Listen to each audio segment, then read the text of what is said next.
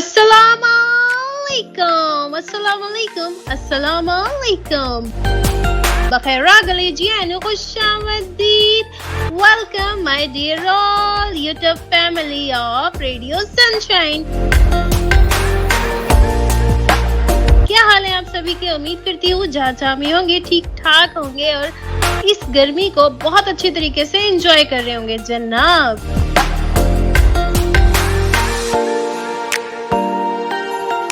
तो मैं हूँ आपकी अपनी होस्ट, आपकी दोस्त, आपकी मेजबान और आपकी अपनी आरजे फायजा मुगल, और मेरे साथ इस शो में होते हैं आरजे हमजा शेख। अस्सलाम वालेकुम हमजा, हाउ आर यू? वालेकुम अस्सलाम, अल्हम्दुलिल्लाह फायजा, मैं ठीक ठाक, आप कैसे हो? मैं भी बहुत अच्छी हूँ। और आपको कैसी लग रही हूँ? बहुत बुरी। ओह, ये तो हमारी यूट्यूब फैमिली बताएगी कि मैं अच्छी हूँ या बुरी। और हमारी कोऑर्डिनेशन आपको कैसी लगती है लिसनर्स, ये भी जरूर बताइएगा हमारे कमेंट सेक्शन में। तो आज कौन सी ब्यूटीफुल पोइट्री आज आप हमारे तमाम लिसनर्स के लिए लेकर आए हैं? जी मैं बताता हूँ। सब कर लेना, लम्हे जाया मत करना। सब कर लेना, लम्हे जाया मत करना। गलत जगह पर जज्बे जाया मत करना। सब कर लेना, लम्हे जाया मत करना। गलत जगह पर जज्बे जाया मत करना। इश्क तो नियत की सच्चाई देखता है। दिल ना झुके तो सजदे जाया मत करना। और रोजी रोटी देश में भी मिल सकती है। रोजी रोटी देश में भी मिल सकती है। दूर भेजकर रिश्ते जाया मत करना। Wow, amazing. ये पोइट्री लिसनर्स हमारे तमाम परदेसियों के नाम जो कि वतन से बहुत दूर हैं और अपने रिश्तों को बहुत ज्यादा मिस करते हैं। तो है कोई ऐसा रिश्ता आरजे हमजा आपकी लाइफ में जिसे आप भी बहुत ज्यादा मिस करते हो और उन्हें डेडिकेट करनी हो अपनी ये पोइट्री? कुछ लोग हैं मेरी फैमिली सर्कल में जिन्हें मैं काफी मिस करता हूँ क्योंकि वो आउट ऑफ कंट्री रहते हैं। सो ये पोइट्री उन सभी के नाम। वाओ, बहुत जबरदस्त कलेक्शन है आरजे हमजा आपकी। तो आरजे हमजा, ये तो हो गई पोइट्री और बहुत ही रही अमेजिंग। तो आज आप हमारे जो लिसनर्स का भी एक खासा है, जिस लिहाज से लिसनर्स आपको बहुत ज्यादा पसंद करने लगे हैं, यानी कि स्टोरी। तो आज कौन सी स्टोरी शामिल करेंगे आरजे हमजा हमारे साथ?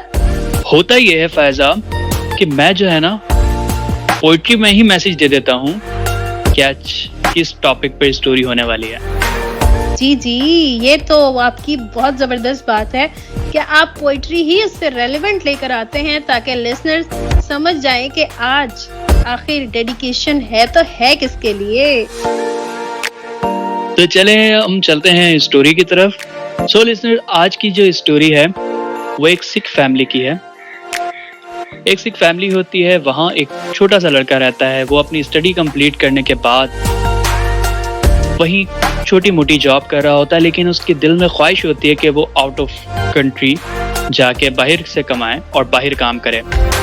लेकिन उसके वालिदैन उसे मना कर देते हैं कि आपने बाहर नहीं जाना, आपके कोई और भाई बहन नहीं, आप हमारे पास हो तो इसलिए आपने नहीं जाना है। इसी तरह वक्त गुजरता रहता है और वो बच्चा जो है बड़ा हो जाता है और उसके घर वाले उसकी शादी सेट कर देते हैं। वो काफी मना करता है कि मुझे नहीं करनी शादी, लेकिन उसके घर वाले उसकी शादी करा देते हैं। शादी करा देने के बाद आफ्टर 4 मंथ वो जिद करता है कि मुझे बाहर जाके कमाना है, यहाँ कुछ नहीं है। तो उसके वालिदैन उसे इजाजत दे देते हैं और वो बाहर चले जाता है।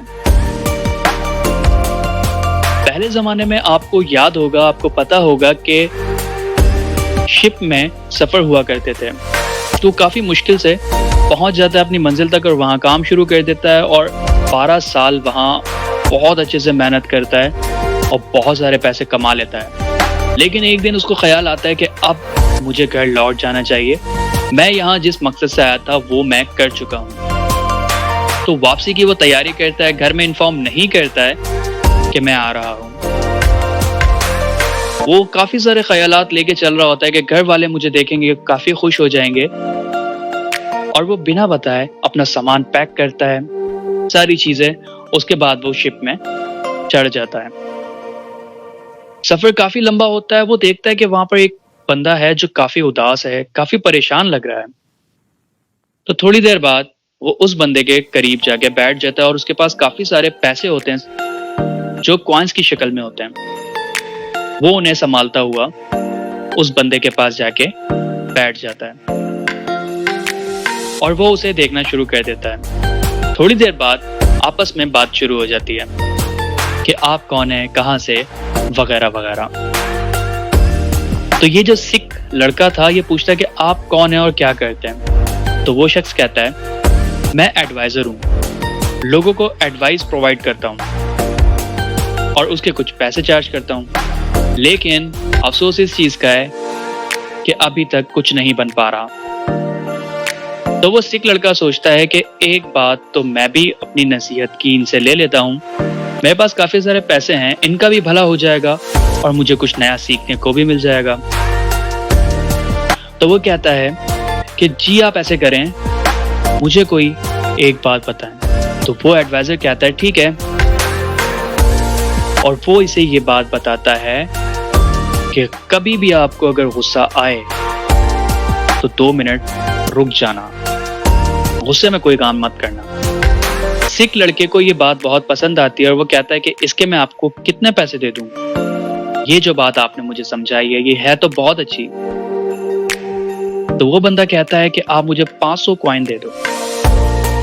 तो सिख लड़का उससे कहता है कि ये तो बहुत ज्यादा है, लेकिन वो फिर भी उसे दे देता है। वापस घर आता है, काफी थका हुआ होता है।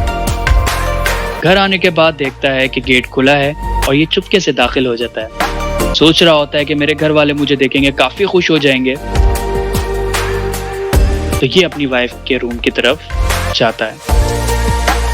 वहां जाके देखता है कि इसकी वाइफ सो रही है और साथ एक लड़का सो रहा है जिसने पगड़ी लगाई हुई है। तो उस सिख लड़के को बहुत गुस्सा आता है कि ये मेरी वाइफ के साथ कौन है, और वो ड्रॉअर की तरफ बढ़ता है और वहां से गन निकालता है। तो उसको इस चीज का ख्याल आता है कि उस बंदे ने कहा था कि गुस्से में कोई भी काम करने से पहले 2 मिनट रुक जाना। तो वो 2 मिनट रुक जाता है। इतने में उसकी वाइफ उठती है और अपने शौहर को देख के खुश हो जाती है और आके गले से लग जाती है। और उसकी वाइफ आवाज देती है कि बेटा आओ, ये देखो, ये तुम्हारे वालिद हैं। तो वो लड़का भी उठकर आता है और उसकी वाइफ उस लड़के की पगड़ी हटाती है। तो वो सिख देख के हैरान हो जाता है कि वो लड़का है ही नहीं, वो तो लड़की है। तो उसकी वाइफ उसे बताती कि ये आपकी बेटी है। आपको दरअसल काफी शौक था ना कि मेरा बेटा हो, तो ये बेटी हुई थी। मैं इसको हमेशा बेटा बनाकर रखती हूँ क्योंकि मुझे याद था, मुझे ख्याल था कि आप कभी भी आ जाएं अचानक, तो ये लड़का बना हुआ मिले आपको, तो ये लड़कों की तरह आपसे मिले, तो ये आपकी बेटी है। तो वो सिख लड़का सोचने लगता है कि अगर मैं गुस्से में इसे कत्ल कर देता, ये मुझसे क्या हो जाता। तो उसे तब एहसास होता है कि अगर मैंने 500 कॉइन दे के, अगर मैंने ये बात सीखी है कि गुस्से में थोड़ी देर रुक जाना, तो ये 500 कॉइन नहीं 5000 कॉइन भी होते, तो ये बात बहुत बड़ी है। तो लिसनर्स, कभी भी गुस्से की हालत में कोई फैसला नहीं कीजिएगा। सो फायजा, मेरी स्टोरी आपको कैसी लगी? वो कहते हैं ना कि हेस्ट मेक वेस्ट, यानी कि जल्दबाजी बहुत सारी चीजों को बिगाड़ देती है। जल्दबाजी में किए हुए फैसले कभी भी सही नहीं होते आरजे हमजा। और वाकई जल्दबाजी तभी होती है जब हमें गुस्सा आया हुआ होता है, और गुस्सा हमारी तमाम नेकियों को खा जाता है और साथ साथ अकल को भी। तो अगर आपने अक्लमंद रहना है तो अपने गुस्से को कहीं बंद रखिए, है ना आरजे हमजा? बिल्कुल ऐसे ही है फायजा। इंसान को गुस्से की हालत में कोई काम नहीं करना चाहिए, क्योंकि गुस्से की हालत में 95% फैसले जो है इंसान गलत ही कर बैठता है। जी तो लिसनर्स, अगर आपकी भी जिंदगी में ऐसी कोई मोटिवेशनल स्टोरी है जिसे आप लेसन ऑफ लाइफ की आन बान और शान बनाना चाहते हैं और बताना चाहते हैं उसे पूरी दुनिया को, और सुनाना चाहते हैं उसे हमारी तमाम यूट्यूब फैमिली को, तो लिख भेजिए हमें हमारे लेसन ऑफ लाइफ के कमेंट सेक्शन में और हम राब्ता करेंगे आपके साथ और आपकी स्टोरी को बनाएंगे लेसन ऑफ लाइफ की नेक्स्ट वीक की स्टोरी। हमारे चैनल पर आकर हमारी स्टोरी को सुनना और इसे लाइक करना, कमेंट करना, शेयर करना और हमारे चैनल को सब्सक्राइब करना मत भूलिएगा जनाब। तो मिलेंगे फिर किसी जबरदस्त न्यू स्टोरी के साथ। तब तक के लिए अपना बहुत सारा ख्याल रखिए, मुझे और फायजा को दुआ में याद रखें। मिलेंगे फिर किसी बहुत अच्छी स्टोरी के साथ। तब तक के लिए फी अमानिल्लाह। See you Nara, tata, bye.